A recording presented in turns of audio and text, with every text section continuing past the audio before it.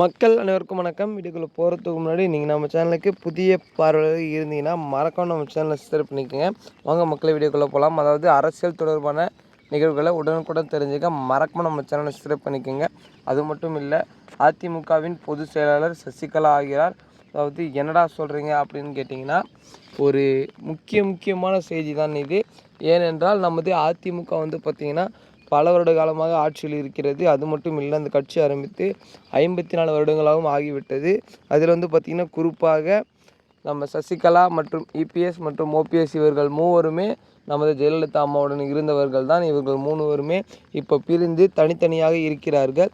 இதில் தான் ஒரு சிக்கல் ஏற்படுகிறது. ஏனென்றால் நமது ஜெயலலிதா அம்மா இறந்தவுடன் அடுத்த ஜெயலலிதா நம்ம சசிகலா என்றுதான் என்று தமிழகமே கூறிக்கொண்டிருந்த நிலையில் நமது சசிகலா தான் ஜெயலலிதா அம்மா இறந்ததுக்கு காரணம் என்று கேள்வி பழியும் அவர் மேல் போட்டதனால் அவர் அந்த கட்சியிலிருந்து விலகி இருந்தார்கள். நமது இபிஎஸ் பார்த்திங்கன்னா அவர் நம்ம கட்சியிலே சேர்க்காமல் இருந்தாங்க. பட் இப்போ என்ன புதிய திருத்துவனா, இப்போது நிறைய கட்சிகள் திமுகவுடன் கூட்டணி இணைகிறது.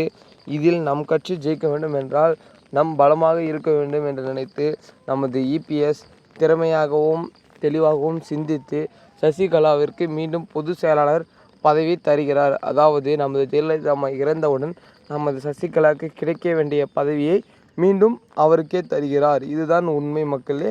இப்போ பார்த்திங்கன்னா அதிமுகவின் பொதுச் செயலாளர் சசிகலா, இதற்கு இபிஎஸ் அதிர்ச்சி. அதாவது இன்னும் எந்த ஒரு அதிகாரப்பூர்வமான தகவலும் சொல்லவில்லை. நமது இபிஎஸ் சசிகலா தான் எங்களுடைய கட்சியின் பொதுச் செயலாளர் என்று கூடிய விரைவில் அறிவிப்பார் என்று மக்கள் எதிர்பார்த்து கொண்டிருக்கிறார்கள்.